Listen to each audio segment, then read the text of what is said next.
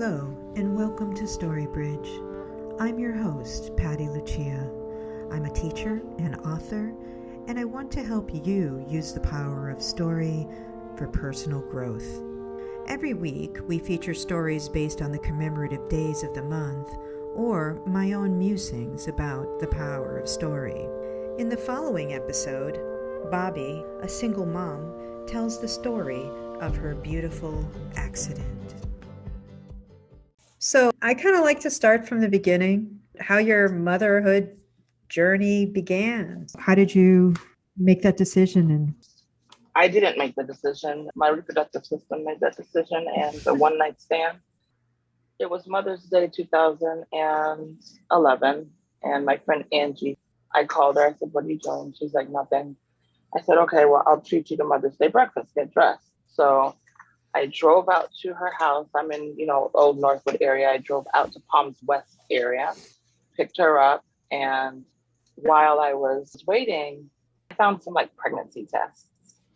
And I was like, "Oh, wouldn't it be funny if I took one of these and it was positive?" She was like, "I dare you." And this was totally joking. So I run in her house, take it, I leave it. I leave her in the house with it. I said, "I'm not concerned with it. It's not going to say anything. So let's go." She's like, "No, I'm waiting." She literally runs out the house and rolls across the front lawn screaming, "No, no." And I'm like, "What?"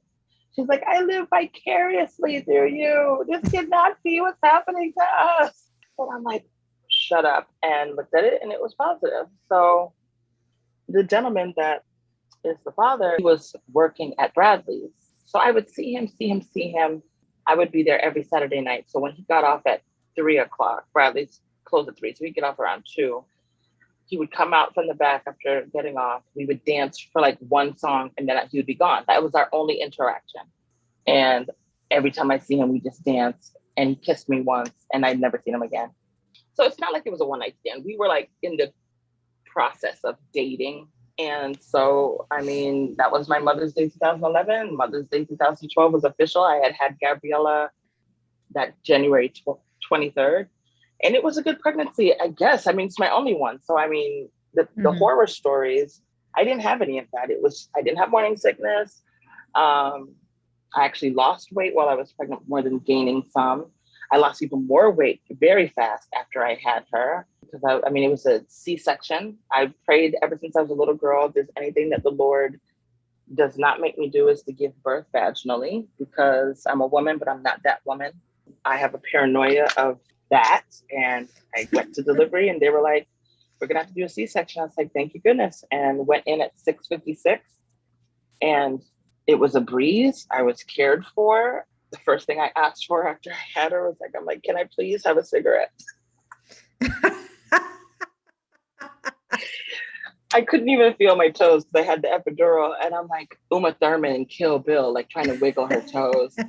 And I'm trying to will myself to be able to wiggle my toes so I could literally push myself to the deck in a wheelchair and have a cigarette. They're like, "No, you cannot have a cigarette." I hadn't smoked in 10 months. And I was like, "I just need a cigarette." So that was on a Monday.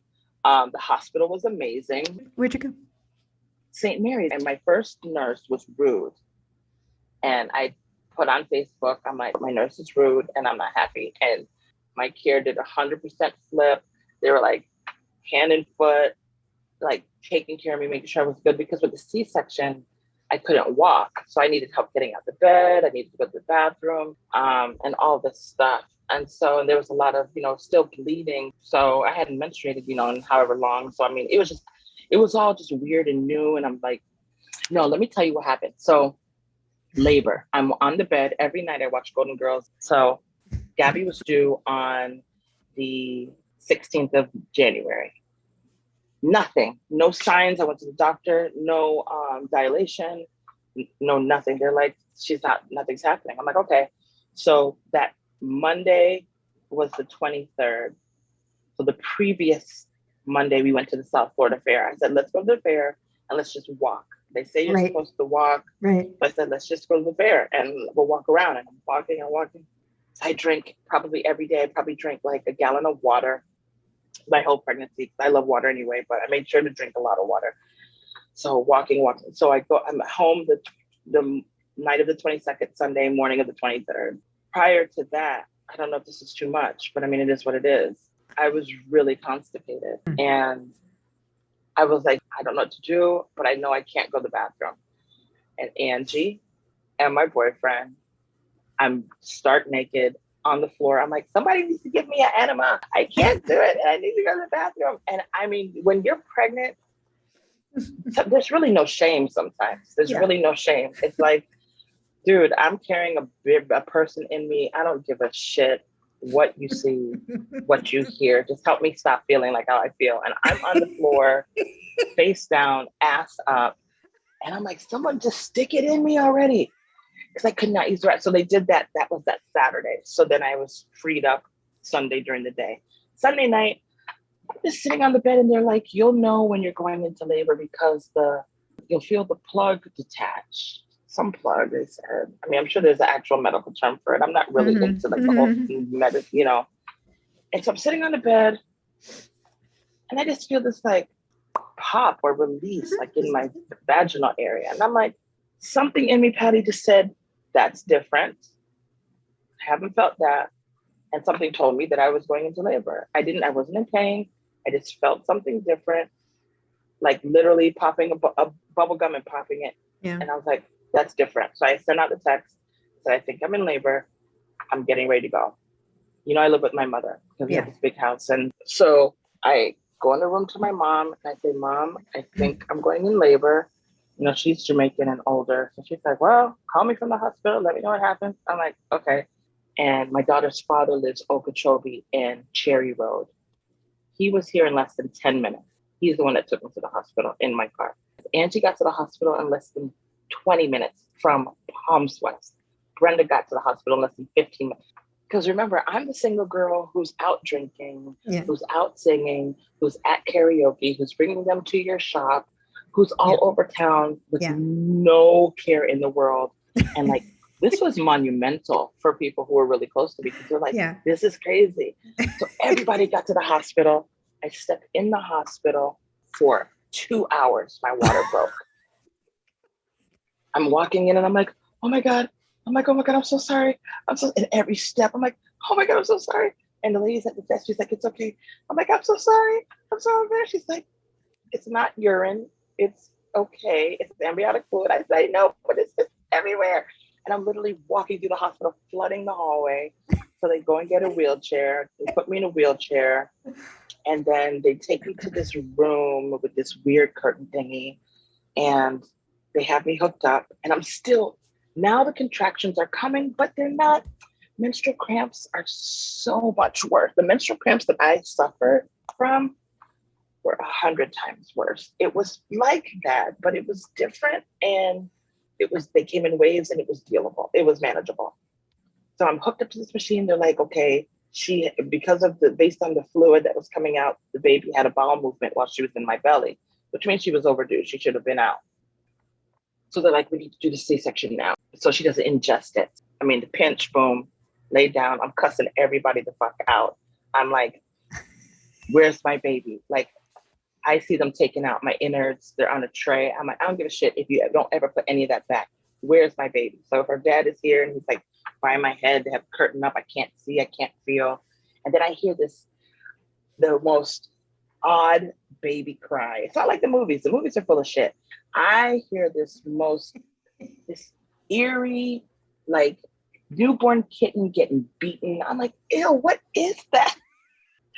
I'm like, what the fuck is that sound? They're like, that's the baby. I'm like, why does she sound like that? I'm like, she's deaf. I'm like, check her hearing, make sure, because it didn't sound like what I anticipated a new baby coming up. It was just, it was so, I was like, yo, something doesn't sound right. Check her hearing, make sure she's not deaf. And I don't want to be disrespectful, but it didn't sound like the average tone that they project. God, please don't make that. I don't want it to sound disrespectful at all. But the tone of it didn't sound right. So I thought something might have been different. Not wrong, different. I'm like, stay with her. Don't leave my fucking baby. I'll kill everybody in this motherfucker. I was like, who are you? I said, give me my phone. I'm taking pictures of all you bitches because I know that they switch babies at birth. Keep an eye on my baby. And I took her dad by his collar and I grabbed him by his collar. I said, motherfucker, if you leave that baby, I'll kill everybody that you know. Stay with my baby. And And I guess, I don't know. I don't even know how it was set up, but my friend said that when they brought her out, they were like following her. And I was like, where's Dr. Gordon? Where's that motherfucker, Dr. Gordon? And they were like, Dr. Gordon left to go get something, and he came back or went across the room. And so not only was I getting a C-section, but I was being used for students. There were students in the room. And Dr. Gordon had still sewn me up, and they were like, oh my gosh, Dr. Gordon. And the lady said that this work that he did for my C-section, the stitching, she's like, that's probably the best work I've ever seen him do. She's like, everybody's like, oh my gosh, Dr. Gordon. And I'm like, I don't give a shit. I know that y'all better keep an eye on my baby. Damn that stitching, whatever. But I can say now that he did a really good job because the scar is very minimal. So anyways, fine. I need a cigarette. That's where I'm back to. I need a cigarette. Fine. No cigarette. I left the hospital. When was she born? What was the date? January 23rd, 2012. Wow. So she was, almost a week late. Yeah. And all I know is I went home Wednesday.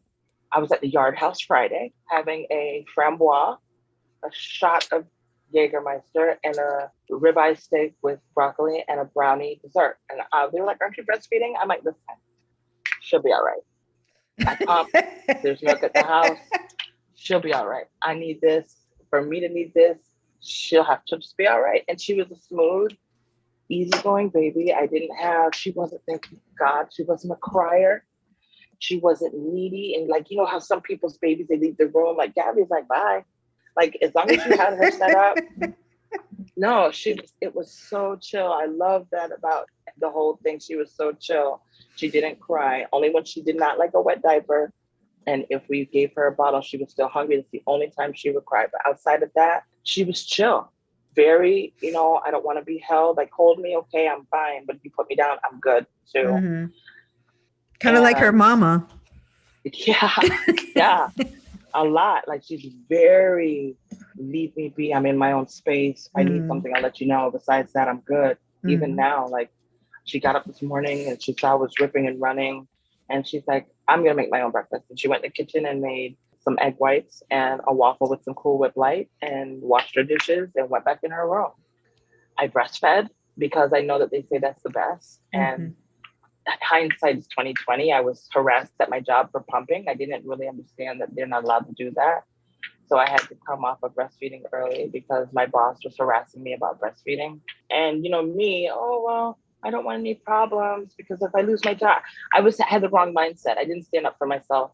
I didn't know that there were laws to protect me against standing up for myself. So yeah, she came off the breastfeeding early. She stayed at home with my mom for the first 3 years, thank God. So it was good for her to be here because they exposed her to, gardening and a lot of music. And she was around a lot of people all the time. So she was never, I could leave her anywhere with anyone and she wasn't crying when I walked out the door. She was like, okay, she's used to being around people, very social. And I think the hardest thing was, those first few weeks, I was in so much pain from the C-section. So luckily, because I have these oversized breasts, all her dad had to do was tap me on the shoulder and I roll over and he just drag it up and put it in her mouth. And then she detach and they do their thing. And he was kind. He took a year off from work. He did what he could do at night on night jobs. So she was well taken care of. Thinking about it now, I really wish that I could have continued to breastfeed. I really wish that there's things that you say you want to do, but then kids pick up so much so fast. I think you can make somebody a brainchild, which I guess you can, but she did really well.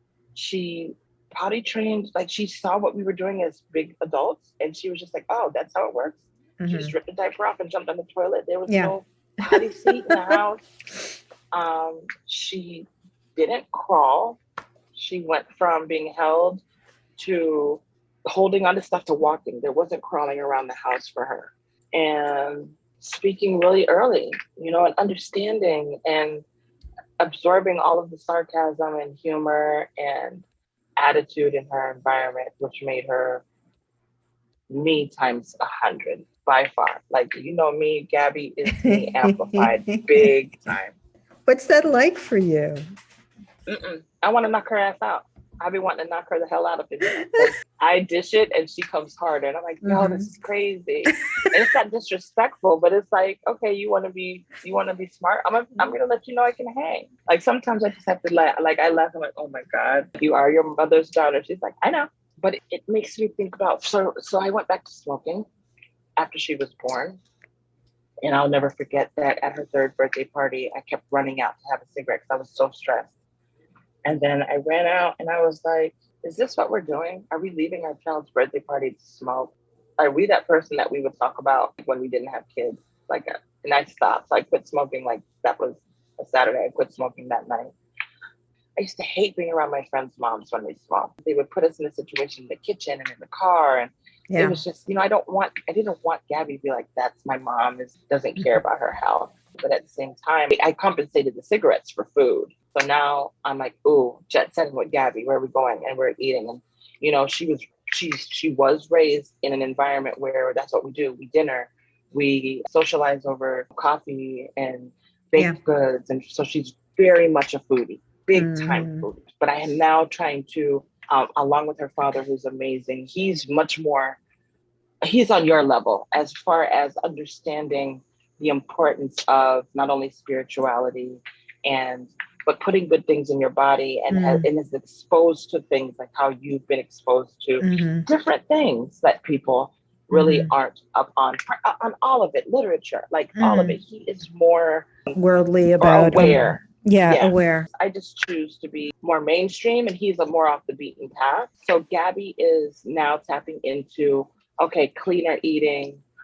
She's very big on things like quinoa and seaweed and greens. She loves her greens. She loves squash. She's getting more into vegetables, stepping more away from fried. We don't do fried food. And she's the water baby. She doesn't drink soda. She does only cranberry juice and orange juice, maybe twice a month each. She's more into being aware of what's good for her. It's been crazy. I realized how selfless I am when it comes to being a mom. Before that, I was like, where are we going to drink? Where are we going? Where are we going? And now every decision is like, okay, well, Gabby is first. So if Gabby can't go, then I'm not going. Or if it's happening, okay, I need to make sure that I take Gabby out to the park or somewhere to play so she's tired so I can put her down. And I leave after she's asleep. I don't leave when she's awake and I come back while she's asleep.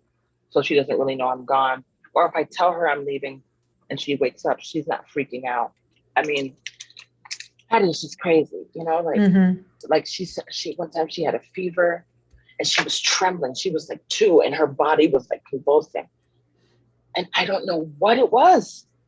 I took off my clothes. I told her dad, take off your clothes. And I put her on me and I put them behind me and we hugged her. And she was feverish, but she was cold. So she was shivering. And I don't know what told me to do that. I just did it. And she stopped, went to the hospital. Certain things just really, instinct kicks in, which blows me away with how in tune with my motherhood I am than I really give myself credit for or realize. She knows that I show up for her and I will act a damn fool. I will leave work. Like I'm so blessed. When she left my mom's care and went to daycare, I was still at Comcast. Well, I left Comcast and got a job right down the street from her elementary school. They were absolutely amazing with accommodating me for if there were programs or plays. They were like, go do what you have to, because I was salaried. So like, do what you have to do. So I dropped Gabby off, went to work around the corner. Something happened. I'm like, hey, my baby's sick. They're like, go. I could get to her. And I wanted to make sure as a child, I was like, I want to be that adult that can get to their kid quickly and pick her up and drop her off. That's all I wanted. Even as a young adult, if I'm a mom, I just want to be able to pick up my child and drop her off. I don't want to leave her to city bus. I don't want to leave her to walking. I don't want her to be latchkey.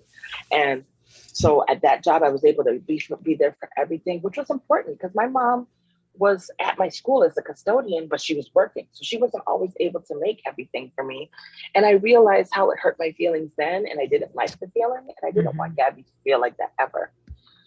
Then with my second job, same thing. I mean, I was driving further to get to work, but they were very flexible. Whatever there was for Gabby will allow you to go.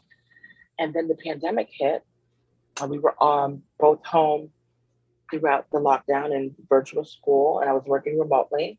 And then my job said, okay, it's time to come back to the office. And I was like, well, Gabby's still virtual. They're like, sorry, we don't care. Put her back in school to get back to work. And I was Mm-hmm. blessed to have not burned a bridge with one of my former bosses. And he referred me to a job which is 100% remote. And I left my last job and I'm working now currently out of this is my home office. And I do 100% remote. I get to wake up to her, cook her breakfast, take her to school, Mm-hmm. go pick her up on my lunch break, bring her home. And I love that I can be a attentive and present mom. I'm very blessed to be in the position I am. And I'm just, because these years are really important. So like, she's so young. She's very tech forward. She knows everything. I was a tech support manager. I thought I knew about tech. Gabby, when it comes to phones and apps and these videos and all of that, Oh, she yeah. knows about it. So I have to be around. These young kids today are just, I'm glad that I could be around. That's all I know. Yeah. Now, how old is she now? 9. Time goes by so quickly. She has questions. She has real questions. She has questions about politics and environment. I can always answer them. I'm like, girl, you better ask Alexa. Child, I don't know. I don't know. I'm like, I don't know. Ask Alexa, ask Siri, ask Google, ask Bixby, or we'll look at it together. Because she has some really difficult questions. Where I'm like, ask her What's, dad. what's can you think of like one of the most difficult questions she's asked you? She asked me if my best friend said, Mommy, is Uncle Sean gay? And I said, there's 2 definitions to the word that are really used. What do you understand gay to be? And she said that Uncle Sean likes boys. I said, yeah. And I said, and if a woman is gay? She said that a woman likes girls. I said, okay, and what does that mean? She was like, Uncle Sean would have a boyfriend and not a girlfriend. I said, okay. I said, well, yeah, Uncle Sean is gay. She's like, oh, I already knew that. I just wanted you to tell me that that was right, but I already knew. I'm like, and how do you feel about that? She's like, Mommy, I don't care. She's like, from watching RuPaul, I've learned that no matter if you're seriously not, she said not that have I learned that gay, straight, trans, we're all people, and there's good people no matter what you are, and it's not my business what somebody chooses to do. I love anybody no matter what. Okay, well, that's pretty much it. Yeah, that's pretty much it. Mm-hmm. And this opened up the conversation of her because a little boy in her class, the classmates call him gay. And I'm like, well, I said, and what is your contribution to that conversation? And she says, well, the girls that she knows that pick on him, she tells them to not pick on him. I said, did you talk to your teacher about it? She said, no. I was like, well, one thing you're not going to be is a bully. You know, I'll come up to the school and whip your ass in front of everybody, which I would never do, but I have to make the threat because threat helps. I just want her to be exposed. You know, her Uncle Joe's white heterosexual male. Her godfather on purpose is a Black homosexual male, and her godmother is on purpose a white, semi-liberal, semi-conservative, wealthy woman. But she needs to have all dynamics, right? So when it's time for her to get older, if she needs to go to a Michelin 5-star restaurant, she knows how her place settings work, and she can carry, you know, her godmother's Birkin bag and not feel better than anybody. And then she can go down to Ray Ray's Rib Shack and she can eat some ribs too. And she can talk to anybody amongst all demographics and backgrounds. You know, she can turn on. She code switches a lot. She'll talk really hood, and then she'll talk really, really proper, and then she'll talk with her Jamaican accent. She can turn it on and off based on what we're talking about. I think that that's very much like how you were. You had friends from all different backgrounds and really valued that experience. So I'm not surprised that you wanted a similar experience for your own daughter. It's like, we're going to have a wide range of people in your life.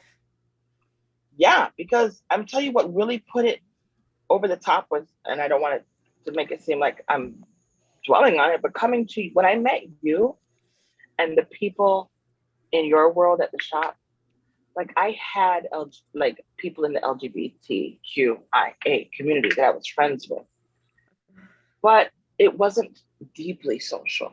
It wasn't an intimate sense of social. Right. So I still learned a lot. I realized coming to the shop and just sitting outside. I mean, we would sit outside for 6 hours and just talk. Like 6 hours under the tree or out front with no motive besides just being around each other. And just new people would come in, strangers would sit down. And I learned so much more about people coming there. Yeah. And I just want Gabby to be able to walk into any room and be able to find common ground. Yeah. No matter where she is in her life. I try to make sure that, you know, her vocabulary, she's well spoken, that she's well read. Mm-hmm. And I just want her to be able to jump into any room and not have to recoil and be a wallflower, which she Exactly. isn't. Yeah, no, she isn't. She's really social. And would you consider yourself a single mom? I think anyone without a ring is a single mom. So, is there anything you'd like to share with women who find themselves in your position? I had to stop worrying about what he was doing. I had to stop worrying about his availability. Because I mean, we've had some rough times. And, you know, is he going to be there forever? Is he going to be my partner forever? I don't know. I mean, and I've also come to learn about myself that I really don't care about being in that perfect relationship since becoming a mom. My priority is making sure that Gabby's good. My number one thing to learn was focus on the child and yourself. If the man doesn't show up for a month or 2 months, doesn't call, it's water on a duck's back for me. I can't let those things distract me from my work. You know, I'm in school. And that's another beautiful thing because Gabby gets to see me in school. And she sees me working. She sees me doing my schoolwork. She sees that I take care of her. I take care of my mom. I take care of the house. I take care of me. And I'm getting it done. That also gives her, you know, she watches me. I notice that. She sees how much I'm doing. And that also instills in her, like when she gets older, you're not gonna be a slacker. Because you saw me bust my ass, and you have to bust it to get to where you need to be. So, you know, it's hard, yes, but it will be okay. Throughout everything, it will be okay. Layoffs and then getting laid off and pandemic and weight gain and sadness. It's still, I have come through it all and I'm still working through some things. But when I really focused on, you know, myself and my sanity and my peace of mind and what was disrupting that and eliminating those thoughts from my mind, it really brought me to a place that's like way more advanced. Like usually I'd jump in my car and be ready to go kick somebody's ass. Like, where's this motherfucker at? Oh, hell no, motherfucker. No, who cares? Who cares? People are going to be people. People are going to do what they want to do. I wash my hands of the bullshit and I worry about me and my baby. And then if I have a man if he pops up and he can add positivity to that, then it's a bonus. Well, I think Gabby is very, very fortunate to have a mom like you, Bobbi. Absolutely. I'm looking forward to watching her grow and see where she goes and what she does, because I'm sure she's going to be every bit as amazing as you are. If you would like to share your story on StoryBridge or buy a copy of Wildflowers and Present Tenses, or if you'd like help with writing your story, visit my website at pattiluciawrites.com. Thanks for listening.